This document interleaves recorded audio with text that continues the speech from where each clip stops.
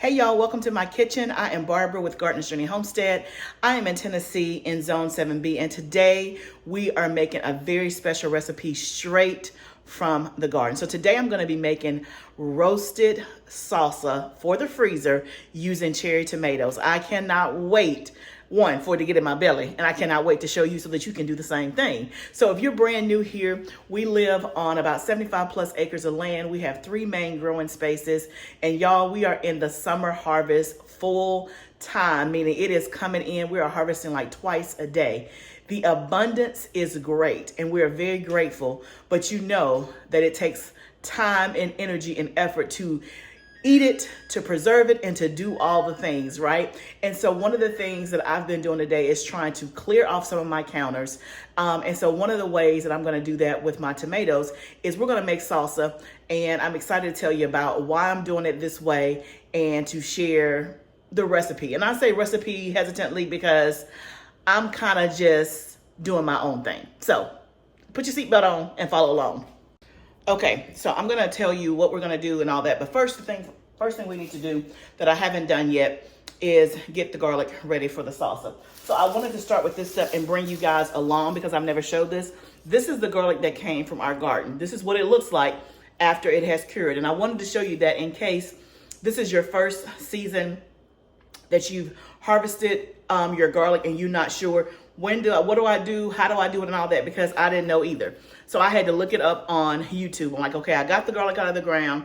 What does it mean to cure and all that good stuff? So we harvested this garlic about a month ago from our raised beds in the back of our house. It has been in my garage curing, and curing is just basically a process to dry your garlic out. It's the same exact thing you do with onions when you harvest them. So you let it dry out, and it's going to look like this. Like all of the leaves are going to be brittle, brown, and everything like that. That is what you want when it's going to be completely dry. You're drying or curing it so that you can have it for long-term storage. Now, you can eat the garlic or the onions straight out of the ground. But if you want to, if you have an abundance like me and you want to store it, and you know you're not going to eat that much garlic in a week, then you want to dry it or cure it and then get it ready for long-term storage. So this is what it looks like. So basically all I'm going to do is, and normally I do this outside because it can get kind of messy, but I wanted to show you this. So let me just take one.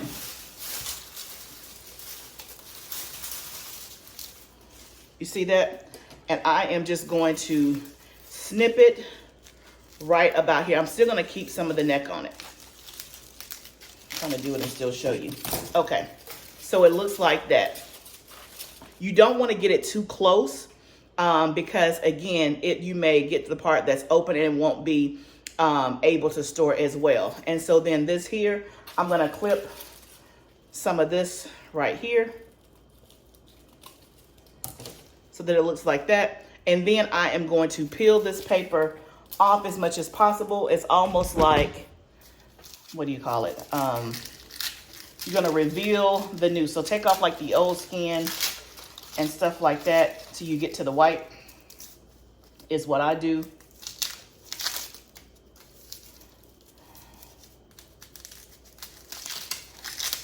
And you can see that the paper is completely dry. And I will usually rinse mine and get it all the way clean and then dry it, and then I put it in my root cellar for storage.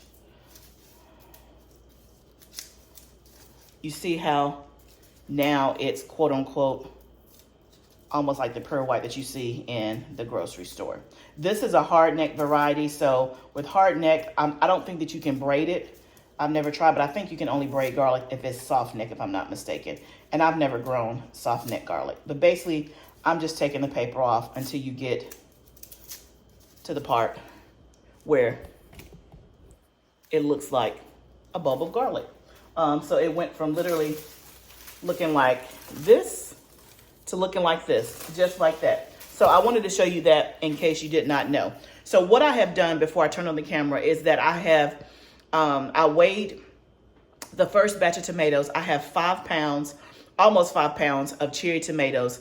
And I washed them, got them clean, and I just cut them in half, and I have them in the oven on 425 to roast. I put a little bit of olive oil in the pan, and then I salted them very, very lightly. So they are in the oven now. They've been in there for about 20 minutes or so.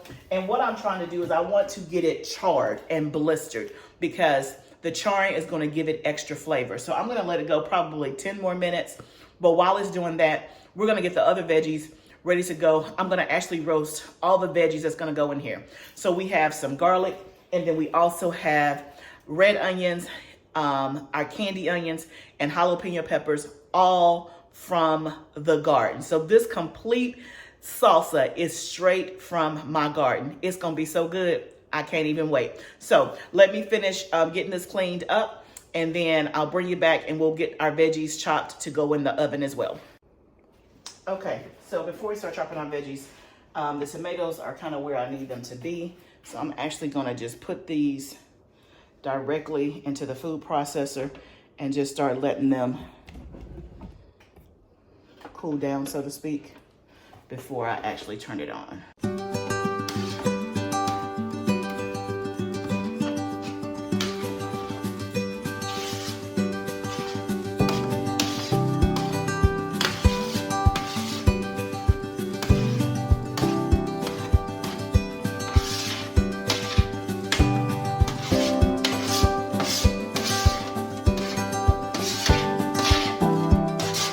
Okay, so we got the tomatoes in there. Now we're gonna start chopping up the veggies, and I'm just going to, I have a bowl full.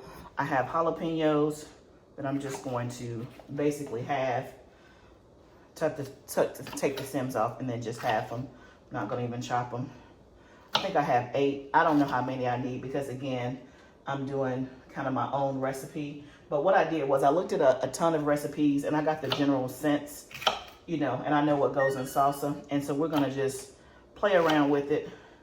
Cook by the Spirit is what we're gonna do, and adjust as needed. Now, I know that some of you are very much, you need a recipe, you need to know if it's 1/8 of a cup, 1/4 of a cup, and you don't feel comfortable doing that. So if that is you, I apologize in advance. I will try to be as specific as possible as to what I'm doing. But if we need to adjust, then we kind of just have to adjust. But basically, I started with 5 pounds of cherry tomatoes. It's like 4 pounds and 14 ounces, so almost 5 pounds of cherry tomatoes. I have more cherry tomatoes as well behind me. We're gonna make 2 batches. I'm gonna do this batch first. I have jalapenos from the garden. I have onions. I'm doing a mixture of the candy onions and the red onions to give it kind of depth of flavor. And as you see, I'm just quartering these and putting them on the cookie sheet. It doesn't have to be perfect. It doesn't have to be diced, because the food processor is going to dice them up anyway. So in terms of salsa, I have made salsa before. Last year I did a canned version where I canned some, and then I also did some for the freezer. I'm doing this one from the freezer, and I don't know, I'm not gonna say I'm never gonna can again salsa, but I like the taste of the freezer salsa much, much better, much, much better than I like the can. Obviously with the canning process, you're cooking some. The flavor to me is good, but it's not as fresh as when you do it this way without cooking and putting it in the freezer. It freezes beautifully. I'm gonna show you how we're gonna freeze it, and it tastes so, so good. So last year I made this for the freezer, and I wanna say we got maybe 4 pints. I had only had 1, I think. 1 and maybe, maybe 1.5. And then I think I gave 1 away. So I may have had like 2 left in the freezer. And what happened is that when we went to Australia, our freezer was left open or partially ajar. Something happened and it spoiled. It absolutely spoiled. And so I lost all of my stuff that was in the freezer. Now, again, I know this has happened to many people. This is why it's important to, 1, have different ways of preserving your stuff. Don't just rely all on one method. Don't rely just on freezing. Don't just rely on canning. And again, I had canned salsa, but again, I like this taste much, much, much, much better. Much better than the canned version.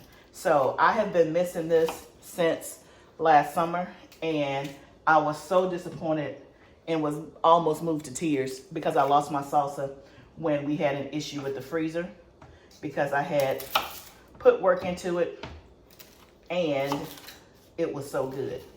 So we're gonna see if we can recreate it and get it just as good as before and have us a stash for the freezer. And last year I did this later on in the season. So by the time, obviously, that I lost it, tomato season was over. So I couldn't even make more. Okay, so I got the jalapenos and the onions in the oven roasting. So next I'm gonna do my garlic. I always put my garlic in last because it can burn. But also, this is an elephant garlic, so it's gonna have a bit of a more milder flavor. This is my first time doing the elephant garlic. Y'all see how big that clove was? That's huge. You can see the size of my hand. So it's gonna have a bit of a milder flavor. So I'm gonna use this whole bulb of garlic because you can't have too much garlic. Like, you just can't. It might not even be enough, we'll see. But we're gonna start with this, and then if we need more, then we'll do more. So I'm gonna get this all peeled and ready. By the time that gets done, that would have been in the oven about 10 minutes. I'll pop this on here for the last 5 minutes or so, and then we'll get it roasted. All the veggies will be roasted, the tomatoes will be roasted, and this is gonna come together really, really quickly. Okay, I'm also, at the same time that I'm making the salsa, I'm also in the kitchen cooking dinner. And I made this earlier. I wanna show y'all this. Look at that. Look at that. It's not done yet. It's about to go in the oven as soon as these veggies come out. But that is some focaccia bread, and on the top is our rosemary from the garden. So I normally do focaccia in terms of like using sourdough, and it's an overnight process. And then even if you use just like regular yeast, it's usually an overnight process. I didn't have overnight, right? We're having pasta for dinner tonight. I don't have any bread in my house made, and I'm like, I want some bread to go with the pasta. So I was like, let me see if I can hack me a focaccia recipe. So this recipe said you can do it in 2 to 3 hours, and it does not require overnight. Now, what it's gonna taste like, I don't know, but I hope it tastes good because it looks good. So I was able to do this in about a 3-hour time frame. I mixed it all together, let it rise for 2 hours. Then I put it in the pan with some oil, dimpled it, and it's been rising for the last 45 minutes. It is ready for the oven. So I'm also doing that. So we're gonna get our veggies out and put this in and get to making our salsa. Okay, I ended up taking the tomatoes out of the food processor because I want to actually put the veggies in here first. So let me get a scoop or something. I'm not going to put all the jalapenos in there. You can see what they look like. Isn't that pretty? The red onions, the yellow onions, and the whatchamacallit. So let's put this in the food processor. I'm going to put everything in there. I think, or maybe half, but not all the jalapenos in case. We're gonna at least put maybe half of the jalapenos. Let's try that. Let's see if that'll be enough heat. Let's make sure I got some garlic in there. Okay, let's start with that. So that's about half the mixture in the food processor. So we're gonna pulse.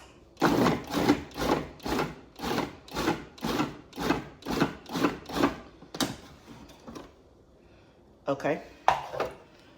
All right. That is where I want to start it for right now. So you can see that it's pulsed in there. It already smells amazing. Then we're going to add our tomatoes. And I added half of the bowl just so that I don't overload it. And let's see what that's like. But I'm going to go ahead and add my seasonings as well. So this is cilantro that we freeze dried. This is cilantro from the garden. We're going to add a generous serving of that. We're going to start with that. We're going to add more salt. We'll start there. We're going to add some lime juice. Again, I'm just eyeballing it. We're going to add some cumin. Oh, is that almost... that cumin is gone.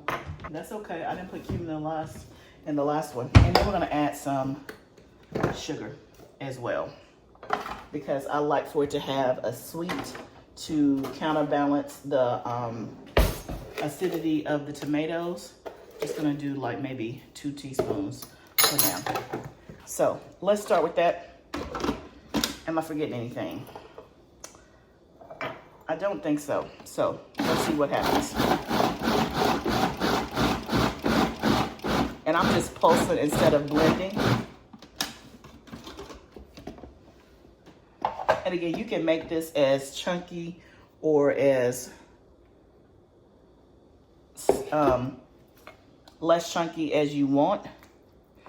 I want mine ground up a little bit more, but you can see the texture. Let's see what it tastes like.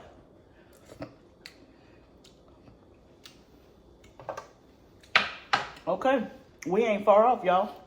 Okay, so it needs some more salt, just a little bit. It needs some more garlic, for sure. Let's see, 2 more things of garlic, and it definitely needs some more heat for these jalapenos. That was 2. And let's add some more cilantro. And some more sugar. And let's see what that tastes like. Okay, y'all. This is the moment of truth.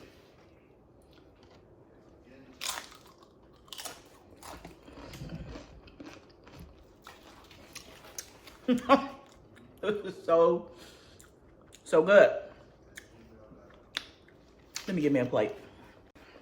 Okay, y'all, all I kept doing was just adjusting the seasonings until I got it right. And when I tell you it's right, it is right. Except it needs some more heat.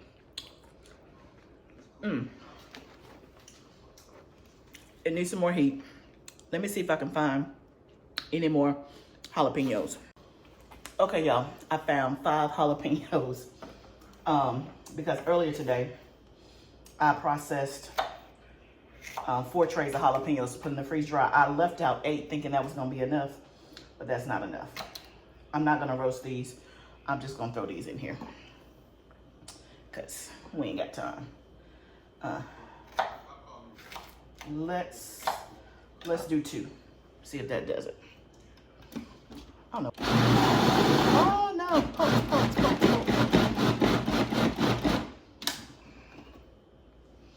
Okay. Let's get us a spoon.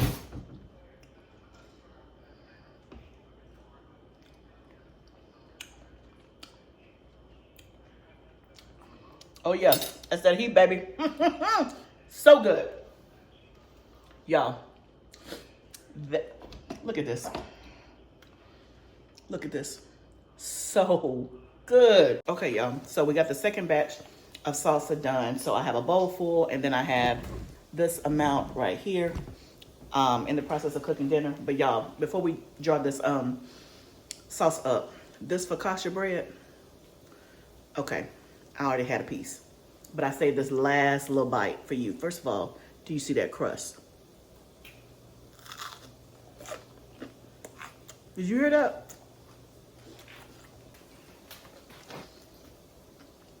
That is so good. Y'all, that is so good. That is the best focaccia I have ever made. I'm not quite sure why I've been making it the day before and letting it sit overnight. That 3-hour focaccia is good. I'm gonna have to show you that from start to finish on another video. That is so good. I'm about to rewrite this recipe for the quick version. I'll do it on an upcoming video. That focaccia, oh my goodness, so good. Okay, y'all, so we're about to put our salsa in containers. These are the containers that I'm using for this. This is, I think, 16 ounces. They come in 8 ounces as well as 32 ounces, so like a quart size.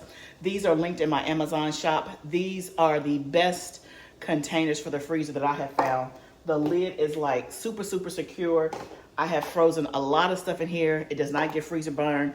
It tastes good and it holds the structure. So we're gonna start with the one that was the first one. Let me turn that down. Yeah, my kitchen is a mess, but we winning today in the kitchen. We are winning in the kitchen. So we're just gonna get this, not bottled up, but I guess containered up. Look at that. Take that little piece off the side so we have a clean. Look at that. And then we're gonna put a top on it. And it's gonna be ready for the freezer once it cools down. So let's see how many we will get.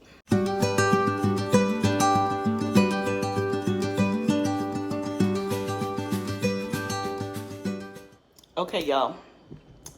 Okay, so we ended up getting 5.5 containers. 5 that are completely full. I put my little freezer label. These freezer labels are also in my Amazon shop. These are the best ones that I found. They peel off easily. So when I'm done with whatever is in the contents, I can take the label off, reuse the plastic container. It doesn't stick. You don't have to fight to get it off. And then I just use a Sharpie so that the ink stays. I just put the what it is and the month and the year. That'll go in my freezer. So we have 5, and then I'll put the one that's the little half. That's gonna go ahead and go in the refrigerator. That'll be gone by tomorrow, literally. Might as well just go and keep out 1 and put 4 in the refrigerator. But you saw how easy that was. So today we made salsa from our tomatoes, and you see this was all cherry tomatoes. When you look up about salsa, they'll usually say that paste tomatoes are better just because it doesn't have as much juice. But again, I don't have an abundance of paste tomatoes right now, and I want to use my paste tomatoes for sauces, not for salsa. So because I have an abundance of cherry tomatoes, I wanted to find something to do with them. I can't remember if last year I used cherry tomatoes. I'm pretty sure I did. And again, this is more of the consistency of like a restaurant style salsa.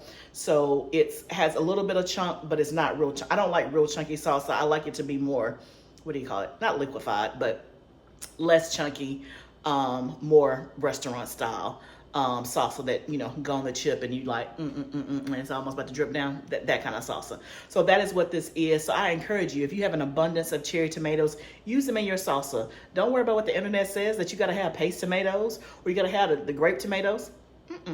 Internet, that we can do what we want to do. It's our kitchen, and the internet don't know what you got an abundance of. So we roasted it. It gave it some depth of flavor. And there was not an exact recipe, but you saw all the ingredients I put in. You can just use the same ingredients to your liking. You cannot mess it up. You just keep adjusting, right? So always go less on the salt, because you can always add more. If you don't like the sweet, then you don't have to add the sugar. But to me, it helps balance out the acidity. And then if you don't like heat, you don't have to put jalapenos, right? So you can't mess it up. It's nothing but roasted tomatoes, roasted garlic, roasted onions, roasted jalapeno peppers if you want. And then I added salt, lime juice. And last year I did lemon juice. It tasted just as good. Lime juice, I just have more of that to use than I do my lemon juice. So that's what I use. That's what I grab. It called for cumin, but you saw your girl didn't even have any cumin. So I didn't even add that in there. So you got the base recipe. You just blend it all up in a food processor and adjust it to your taste. But it's going to be oh so good. I hope that you guys, I should have just made this a series. I hope you guys are enjoying, I'm going to go ahead and call it a series, my summer series of in the kitchen, taking things from the garden and showing you how to preserve it or cook it in the kitchen. I know this is like video number 3, y'all, but it's still going to be the summer series, okay? So in the next video, when I say, hey, I'm doing a summer series, do not at brand new, like, what's she talking about, a series? It's a series now, because it's my third video about in the kitchen, preserving and all that. So there you see, the internet can't tell me what to do. It's my kitchen. Do whatever I want to do. Okay, so I'm excited. Your girl been in the kitchen all day long. You just saw a piece of it. And this focaccia, the BOMB, I will do a separate video and show you from start to finish. So that way you can see, I mean, I can put the recipe up there, but the recipe is for the overnight process. And then you got to read through a whole lot of stuff to get to the, if you want to do it in 3 hours. It'll be confusing if I do all that. So let me rewrite the recipe. Let me do a separate video and show you how to do the focaccia in like a 3-hour ordeal. And that way you can see the texture, you can see all the things, but you gonna want this focaccia recipe. Okay, y'all, dinner is ready. We're having fettuccine Alfredo. We got some veggie chicken strips to put on top. We got some focaccia. Of course, we got plenty of stuff for a salad. We good to go.